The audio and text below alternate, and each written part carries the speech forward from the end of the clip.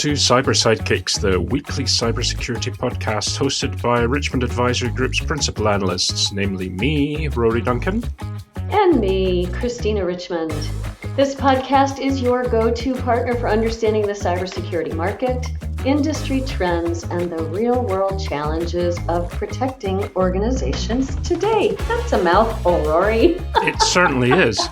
Before we do anything else... don't say it. Yes. No, because remember, digital executive protection. Okay, fine. So Don't then... say it. Something is happening today, yes, but we won't say what the date is of the recording.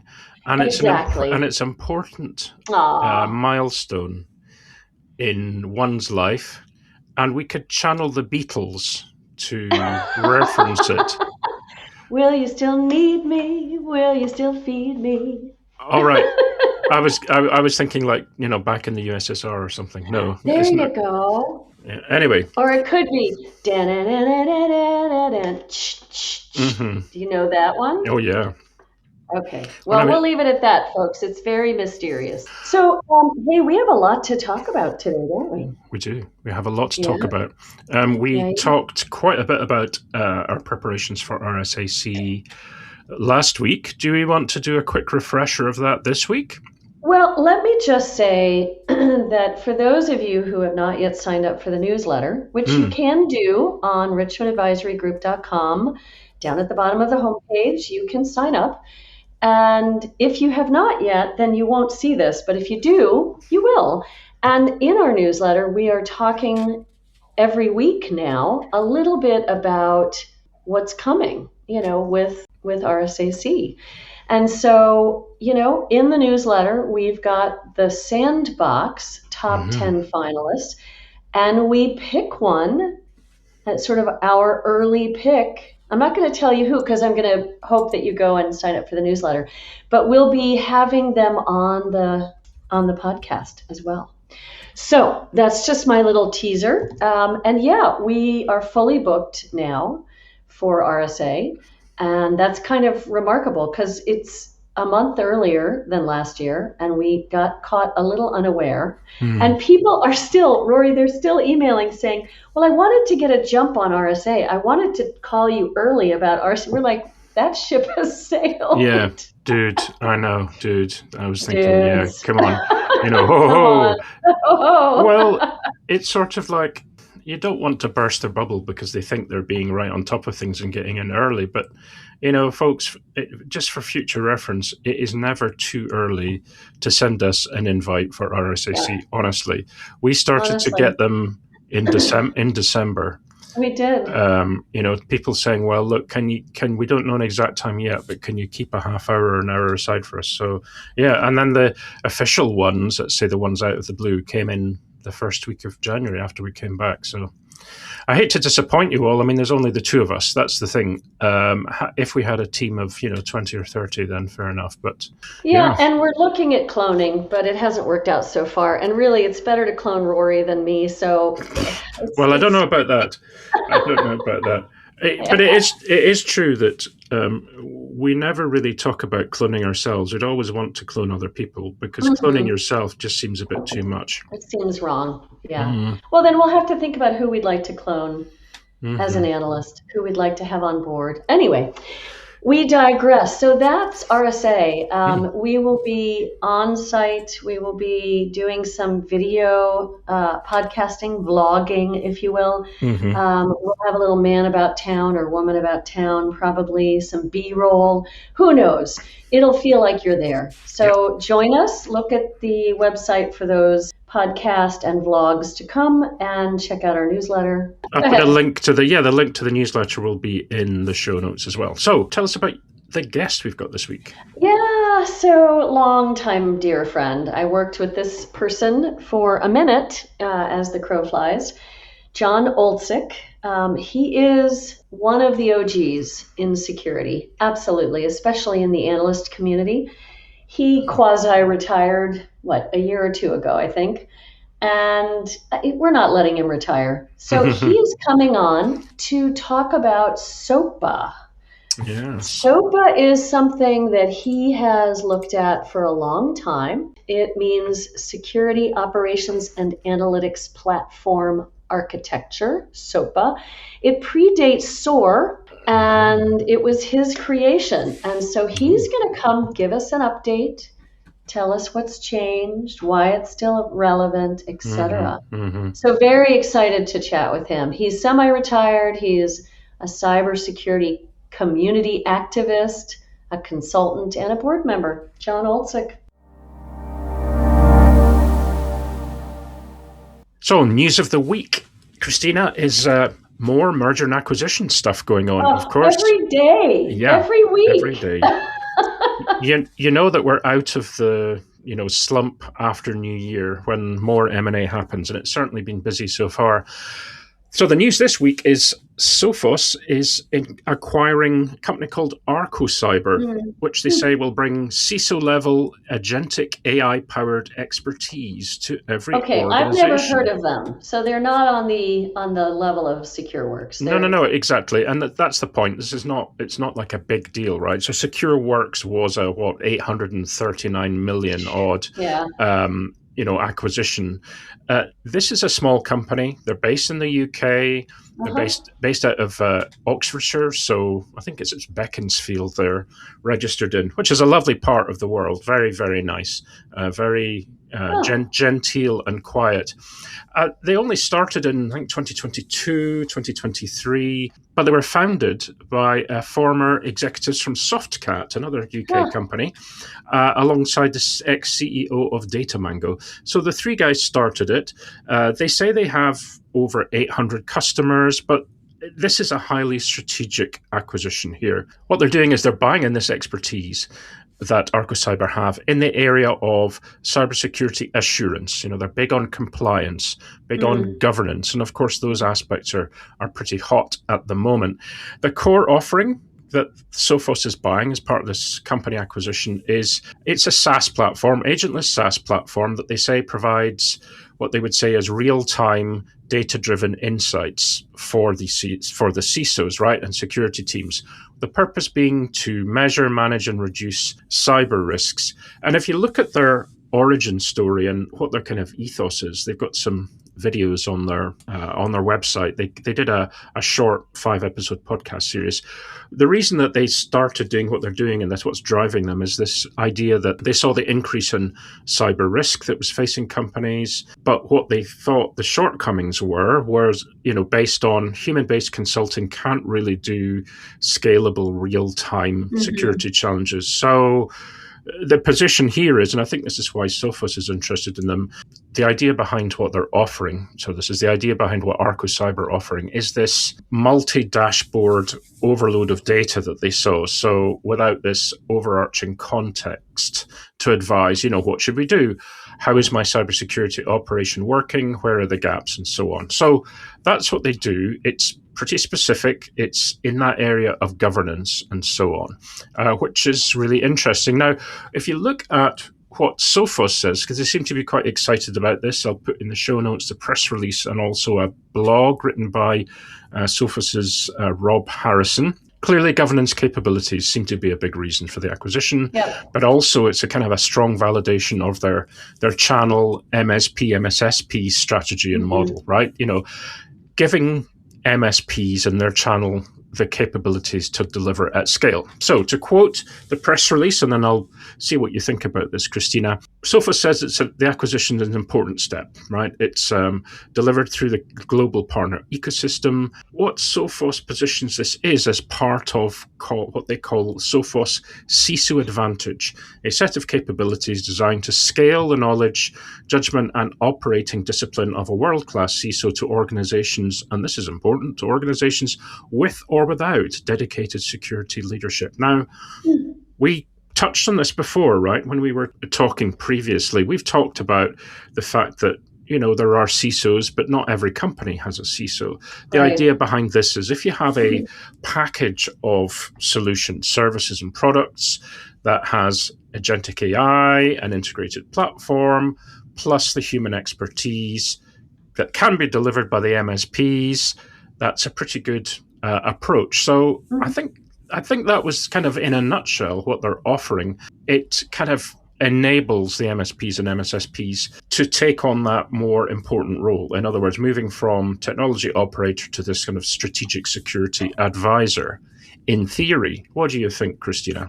Yeah, it's really interesting, and I'll tell you, it's kind of very synchronistically timed that we're talking about this because I'm about to do a live webinar on the evolution of MDR, and MDR 3.0, in my mind, in both our minds, I think, because we've kind of co-authored some things on this, is that it must include risk.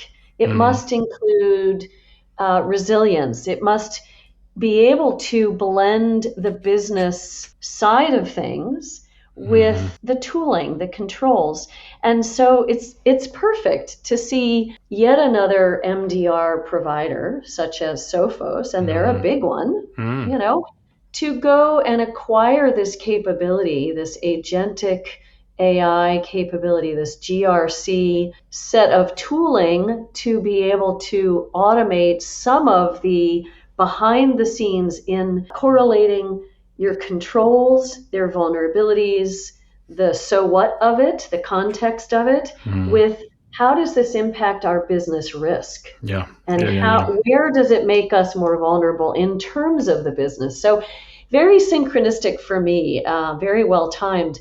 I know they didn't do the acquisition for me, Rory, but I am doing a webinar on it today. It'll be something that folks can listen to, I'm sure. You can find it through my LinkedIn. But I'm really interested to see this in action, this MDR 3.0 in action, and so good for Sophos. I think it's great for this little company, Arco. Is that their name? Arco, yeah. Yeah, Arco Cyber. Yeah, Arco Cyber, and what a great exit if they were only born in 22. So good for them, and congrats to Sophos. Yeah, great. So good one, Sophos. We've not had a detailed briefing about this yet, folks. So this is what we can glean from some of the quick analysis that we did.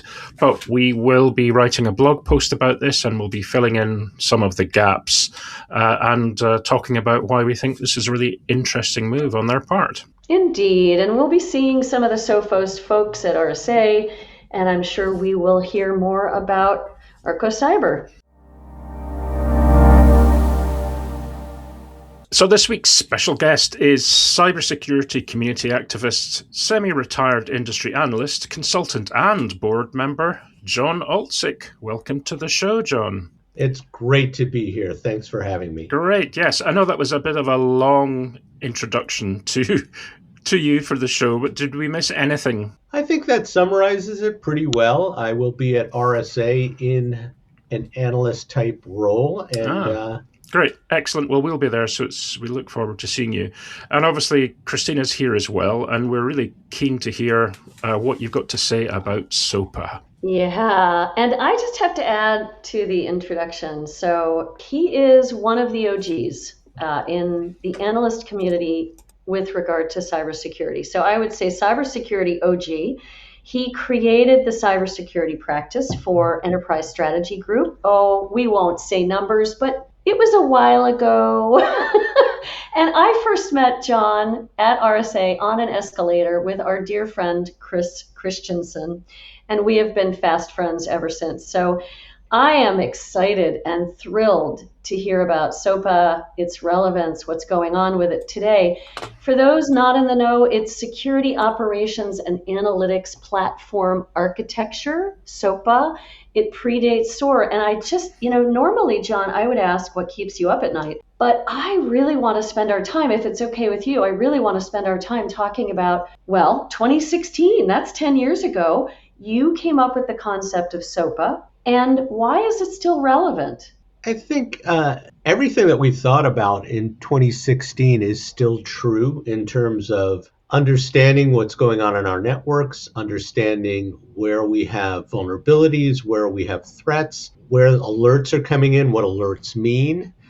Things have advanced quite a bit, but the needs are the same. Yeah. Now, a lot has changed, but we still have security operations centers. We still are trying to maintain resiliency. So those things are the same. Yeah, so let's back up a little bit. SOPA is not SOAR. SOPA is not the SOC. SOPA is not a SIM. Can you describe for our listeners what SOPA is? What are the different levels of it or stages of it, if you will? I've read a lot about it. I certainly, when we worked together, knew a lot about it, but let's define it.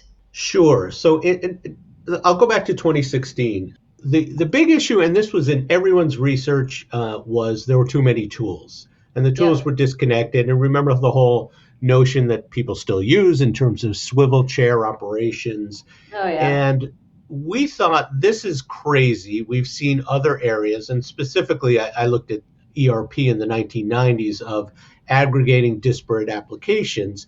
We thought this has to happen in security. It has happened to some extent. Well, let me go over SOPA first. Remember in 2016, we were talking about security is a big data problem, and it still is. And so we thought, well, how do we manage the data better? And so we came up with the notion of a security data service. Yeah, didn't that predate kind of the whole data lake craze, or was that just the beginning of the data lake craze? I think it predated the security data lake craze. At the time, it was aggregate all the data into a central repository, and that central repository tended to be SIM. Now, that wasn't always something people wanted to do. It was expensive. There was a lot. You paid for the storage that you ingested. And so it was a catch-22 because you needed that data, but it was too expensive. So, all right. So the first layer is this sort of data repository place where you can access whether it's storage or however it's being accessed, you're getting in there to look at all the telemetry. Is that right? That's right. And we've evolved into data lakes. We've evolved into federated search.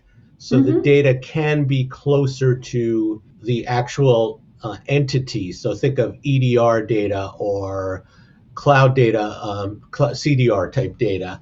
We don't have to move it into the SIM.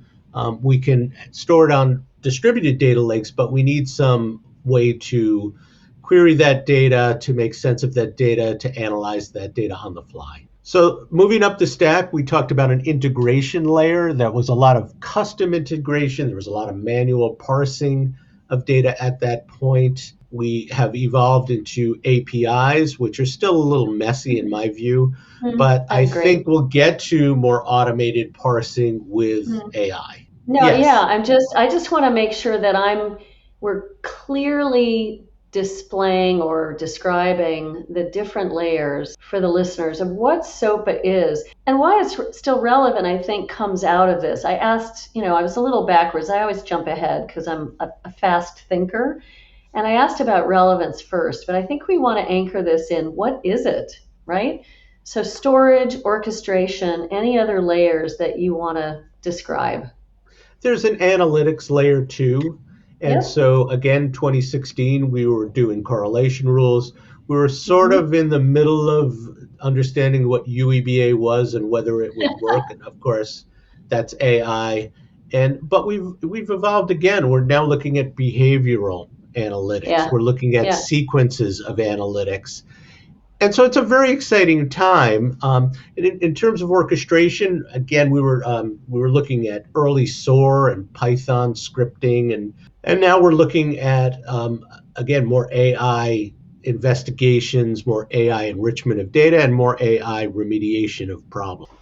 How is this different than a platform? Because Palo Alto brought us the platformization phrase several years ago. Everyone talks about their platform. And we were thinking at some point in the security community that we would have one ubiquitous platform. I don't think that's a reality, but I'd love your take on that. What is SOPA when we compare it to this platformization trend that's going on? When I first encountered platforms, Christina and Rory, I said, this is commercial SOPA. And I think it still is. It is.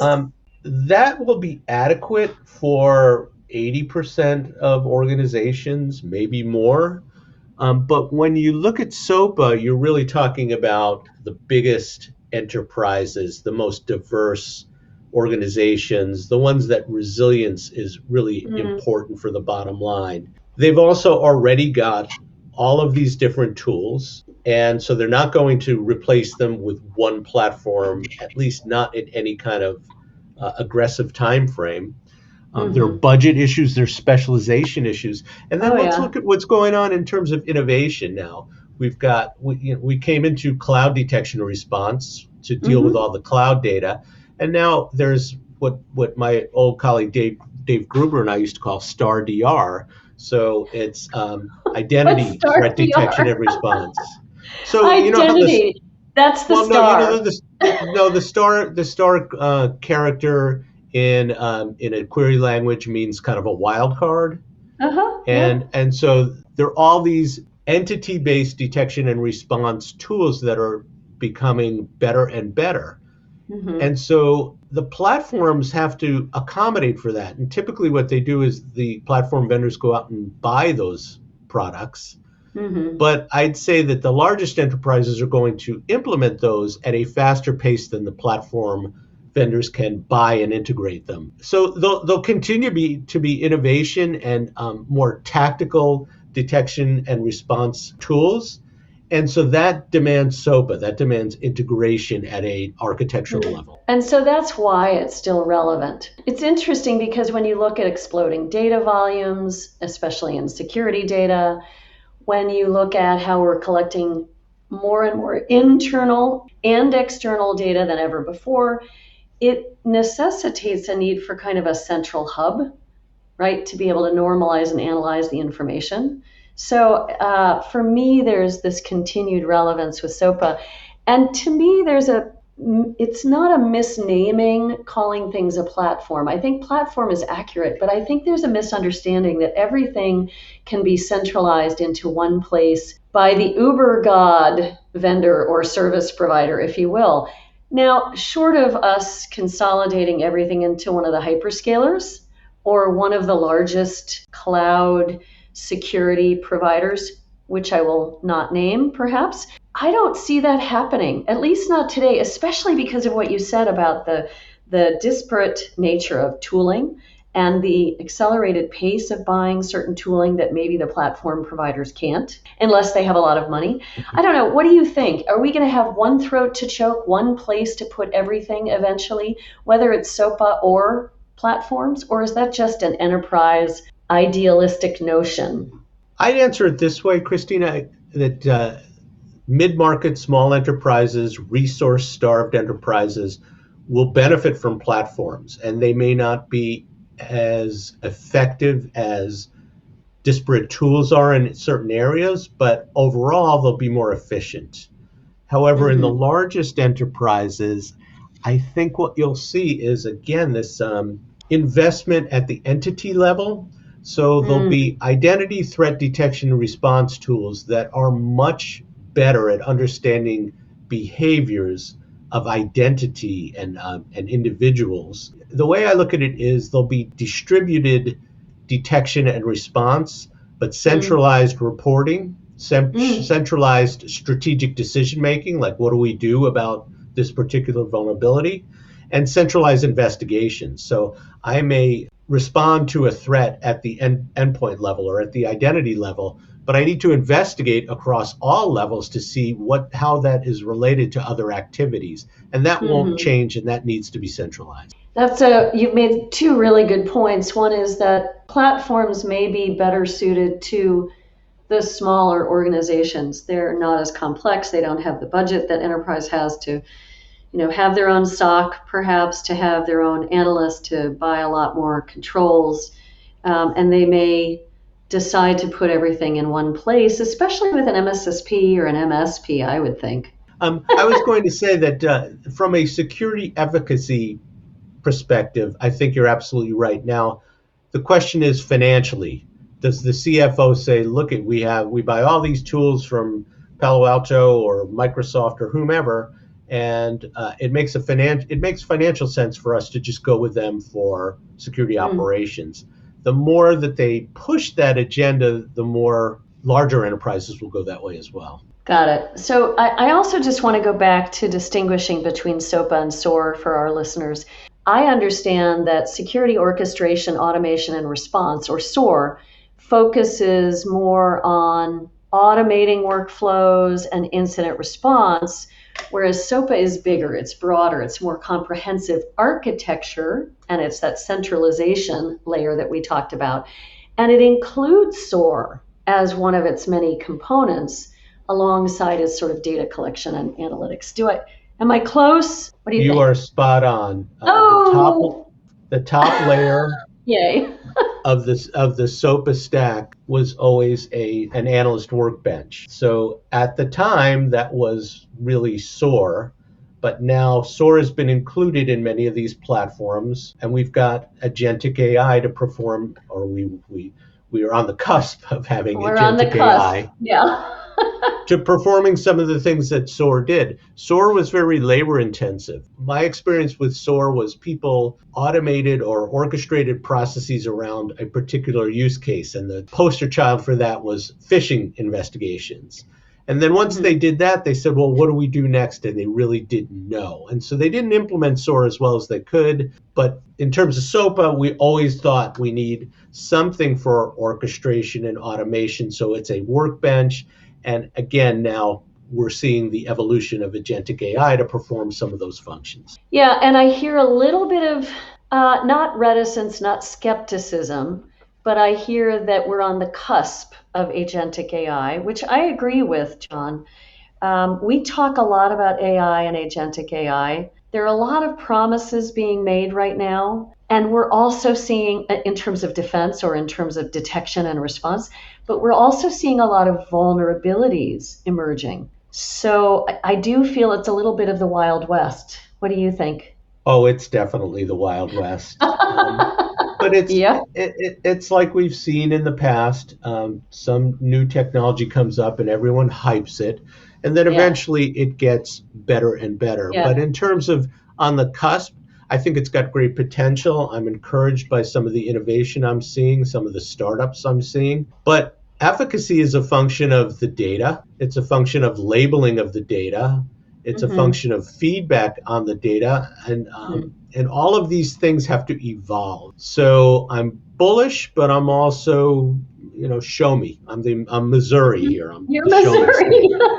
Well, you can't build something new, exciting, whiz-bang on something that hasn't been built or framed properly from the outset. You can't put a new technology on a framework that hasn't been built with the proper hygiene, the proper policy, the proper data guardrails. You have to do the basics, right? Before you can add in what we hope is the magic bullet, but may not be, especially if you haven't done your basics. You're absolutely right. I'd say the thing that's really interesting and exciting about this is the progress that we're making. The evolutionary curve is just accelerating. If you're a CISO, you cannot dismiss this technology. You should have your people doing research and investigations and getting and developing their skills because it's coming and it's coming fast.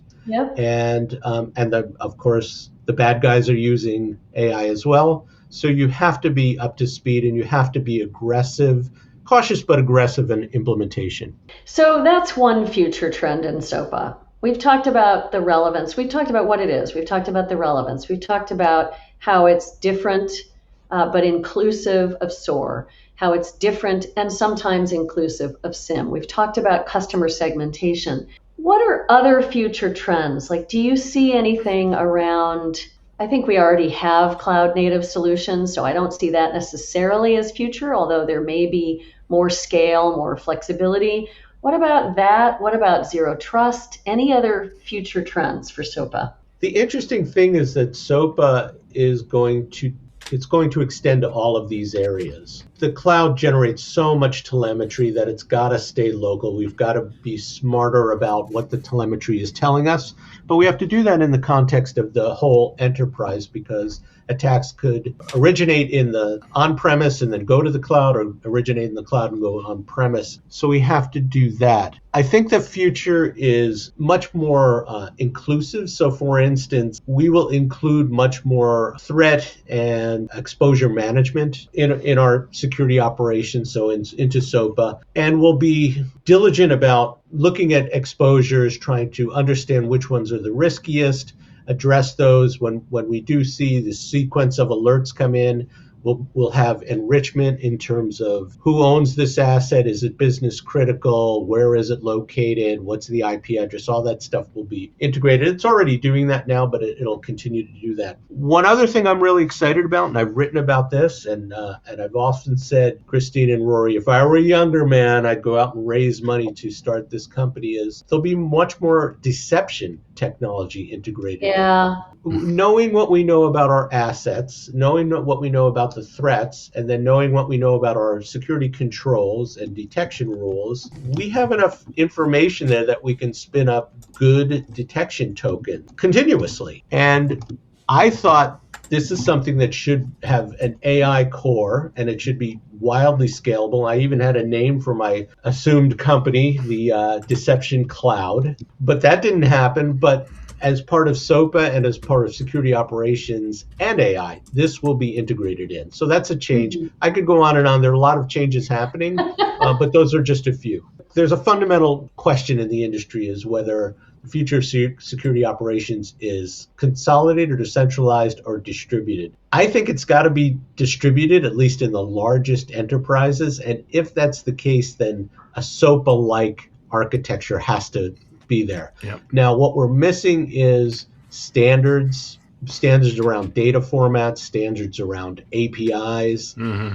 AI will fill a role with its ability to parse the data and maybe get secure access to certain data, but SOPA will remain, at least in the short term, resource intensive, skills intensive. Mm-hmm. But large organizations have to make that investment to protect themselves. Yeah, and I think the argument you give is actually quite relevant, looking at other types of technology, cloud, for instance, centralized cloud versus distributed cloud, or, cloud at the edge. This kind of intersection between the whole idea of the edge, or edge technologies, or, distributed systems rather than centralized, should apply everywhere. If we have distributed infrastructure, we then need distributed security operations. So, there's a good argument there.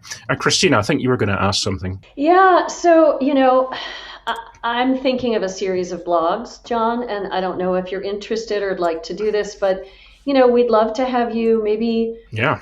I don't know, put this out. You may be putting it on CISO Online as well, which is another platform where you write. But if you're interested, I could see what is it, why it's relevant. I could see, what's the future and how does agentic AI and AI in general fit in, and then maybe some standards that you were just talking about. So consider that, no pressure. You're a friend of mine, a friend of Richmond Advisory Group, and we'd love to have you speak more about this if you like. Oh, thank you. I'd love to be involved. And John, it was a really good discussion, and will definitely be great to have you come back on again once we've kind of fleshed out some of the potential blogs, or whatever it is that we do together. It would be fantastic to get you back on, and we fly the flag for SOPA, and or however it develops. I love it. Well, yeah, no, it's super interesting. The more I learn about it, the more I see the sense of it. So, there we go. So listen, thanks so much, John, and I appreciate your time. And we look forward to talking with you again soon. Thank you for the opportunity. It was great talking to you, and I could talk to you all day about SOPA, so let's do it again. Great. Let's do it again. Thanks, John. Thanks, John. Bye-bye. Bye. Well, that was a really excellent discussion with John, of course. Lots of things to talk about. It was. He's just so personable, down to earth, great conversationalist, really knows the industry. So it's so fun to chat with him. Mm-hmm. And for me, having done a little bit of research on SOPA, it was good to hear it from the horse's mouth, so to speak. As it were. Yeah, exactly. And for somebody who has kind of created this architecture kind of overarching idea behind it, it always makes things a little easier when you can slot things into place and learn how it's different from other architectures and various other things that have happened. So yeah, that was great. Who do we have on next week? Yeah, so we have JJ Thompson, who is the CEO of Spectrum Labs, which is just out of stealth. I've spoken about them on the podcast a couple of times, but now they are a real rabbit, a la the Velveteen Rabbit. And they've come out of stealth, and they're doing some really interesting work. JJ is a serial entrepreneur. He would be known for Rook Security, which was one of the first MDRs back in the day, and it was gobbled up by none other than Sophos, who we talked about today. So we're going to chat with JJ, but we might also have a surprise second guest from the Sandbox. So stay tuned, folks. Nice. Okay, well, thanks for that. Well, I think we should probably wrap the show there, Christina. Yeah, you can always get in touch with us through the usual email addresses. So that's rory@richmondadvisorygroup.com. Or Christina at richmondadvisorygroup.com. And thanks again for listening, folks. Look forward to you joining us again next week. Bye-bye. Yep. Thanks. Bye-bye.